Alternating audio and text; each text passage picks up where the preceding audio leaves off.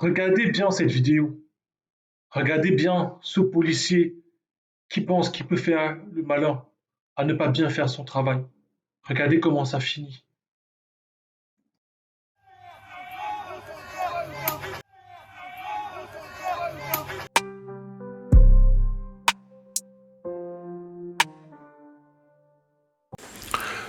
Cent jours pour le voleur, un jour pour le grand patron. Voilà un proverbe que nous avions l'habitude d'écouter en Afrique et qui n'a jamais été aussi vrai qu'aujourd'hui. Si vous en doutez, restez bien assis et bien concentrés sur cette vidéo. Nous allons éluder le cas du footballeur équato-guinéen Emilio Sué, qui vient de recevoir, comme le marteau de Thor, le coup de la justice. Avant de continuer, si vous êtes passionné d'Afrique, si vous êtes passionné de l'entrepreneuriat, du business, de tout ce qui concerne l'Afrique, je vous invite pour soutenir notre travail à vous abonner à la chaîne, à lâcher des commentaires, des likes. Cela nous donne un peu de référencement, un peu de jus pour qu'on puisse continuer de prospérer. Donc, comme je l'ai dit dans l'introduction, 100 jours pour le voleur, un jour pour le grand patron. Si vous comptez construire, si vous pensez construire un projet solide, avec des bases fragiles, croyez-moi, vous courez dans un sac de manioc. Si vous pensez qu'aujourd'hui vous pouvez tuer, voler, escroquer, anarquer, tromper, sans jamais vous faire prendre, alors vous trompez vous-même. La justice comme le marteau de Thor va arriver sur votre tête et vous frapper. C'est ce que nous allons voir encore une fois avec le cas Emilio Sué, footballeur des légendes dans son pays, en Guinée équatoriale. Le joueur est né à Palma en 1989. Palma, une très belle localité en Espagne que j'ai eu l'occasion de visiter. Donc il est né d'une mère espagnole et d'un père équato-guinéen. Jusque-là, rien d'incroyable. Sauf qu'en 2011, le joueur qui avait déjà commencé sa carrière en sélection avec l'équipe d'Espagne de jeunes discute l'Euro Espoir avec la sélection espagnole. Comme vous pouvez le voir sur ces images, le joueur porte le maillot espagnol et est encore très jeune. On est à peu près en 2011.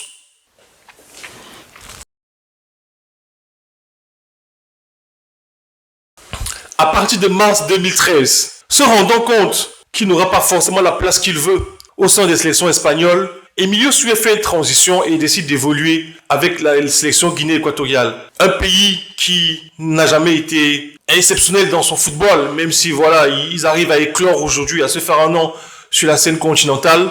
Le pays a donc besoin des joueurs du niveau d'Emilio Sué. Le joueur signe avec des contrats intéressants et décide donc d'évoluer avec la sélection équato-guinéenne. Jusque-là, aucun problème. Mais on va vite déchanter puisque dès la même année, la FIFA décide que le joueur n'a pas le droit de jouer pour sa sélection à cause de son passé récent avec la sélection espagnole. Malgré cela, le joueur continue d'évoluer avec la sélection guinéenne. Il devient d'ailleurs une légende puisqu'il marque 23 buts en 42 matchs. Aujourd'hui, il est le meilleur buteur de la sélection guinéenne. Et d'ailleurs, le meilleur buteur de la dernière Coupe d'Afrique des Nations avec 100 buts. Quel est le problème s'il faut creuser plus en profondeur? Il se trouve que Sui avait demandé un changement de nationalité sportive, mais la requête avait été refusée par la FIFA. Pourquoi? Parce qu'à l'époque, pour être éligible, il fallait déjà posséder la double nationalité avant le premier match international.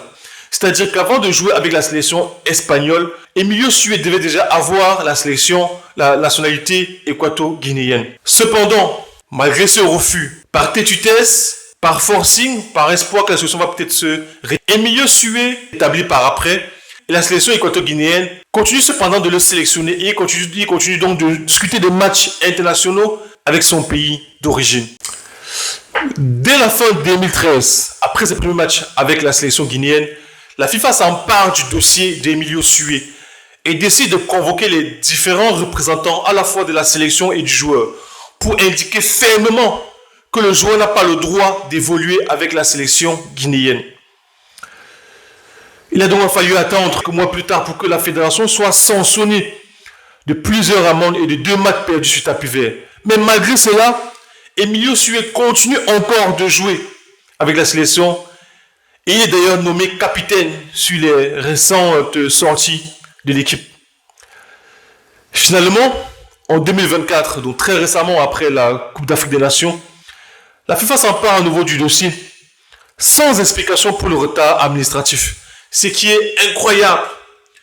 Donc ça voudrait dire que depuis 2013, écoutez bien, depuis 11 ans, aucun agent de la FIFA n'avait prêté attention à ce qui se passait en Guinée équatoriale. C'est à croire que ces gens-là qui sont payés des sommes faramineuses ne regardent pas les matchs des sélections qui sont entre guillemets petites. Donc pendant 11 ans, le joueur a pu évoluer tranquillement alors qu'il était interdit de jouer pour ce pays-là. Il a disputé notamment des Coupes d'Afrique des Nations, des barrages, des matchs de qualification pour différentes compétitions internationales. Donc une fois la commission de discipline de la FIFA saisie du dossier, elle va infliger 2 défaites pour les prochains matchs donc à la Guinée équatoriale. Ces matchs devaient être disputés contre la Namibie et le Libéria. Quel impact donc? Pour Emilio Sue, cette décision arrive après sa retraite internationale post-CAN 2024, puisque le joueur avait connu différents remous avec sa sélection durant la dernière CAN, où il avait pourtant brillé. Mais on parlait d'un comportement qui n'est pas éthique, on parlait de problèmes de discipline, et le joueur avait d'ailleurs décidé de prendre sa retraite internationale.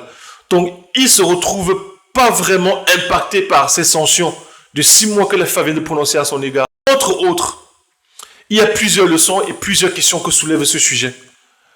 Première question qui est tout à fait incroyable, qui est même fascinante, qui est vraiment propondérante.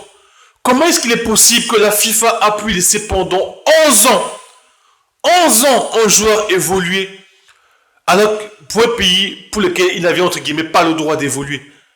Est-ce que les matchs de la Guinée équatoriale ne sont pas regardés? Est-ce que la sélection équato-guinéenne avait un réseau au sein de la FIFA qui les permettait de jouer incognito? Tant de questions se posent sur le fonctionnement de cette grande institution du football. D'autre part, la leçon que nous devons tirer de tout ça et qui est indéniable est que si vous lancez un projet, si vous êtes sur un business et même dans votre vie personnelle, regardez bien tout au long de votre parcours les choses qui doivent être réparées et réparez-les si vous avez mal débuté. Et si vous n'avez pas encore débuté, commencez vos projets, commencez votre vie personnelle, commencez vos bâtiments, vos constructions sur de bases solides et qui peuvent durer sur le temps. Et pour finir, en tant qu'Africain, la question qui revient et qu'on continue toujours de se poser est: est-ce qu'on peut réellement interdire à un Africain de jouer pour son pays d'origine? La passion est des fois tellement forte et les histoires sont si belles à écrire.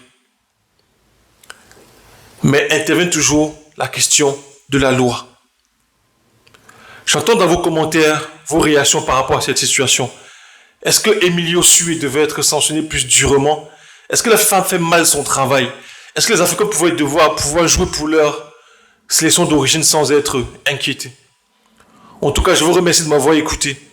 Et je vous donne rendez-vous très prochainement pour une nouvelle vidéo sur le business, sur l'actualité, sur l'entrepreneuriat en Afrique et sur tout ce qui touche notre communauté. Merci.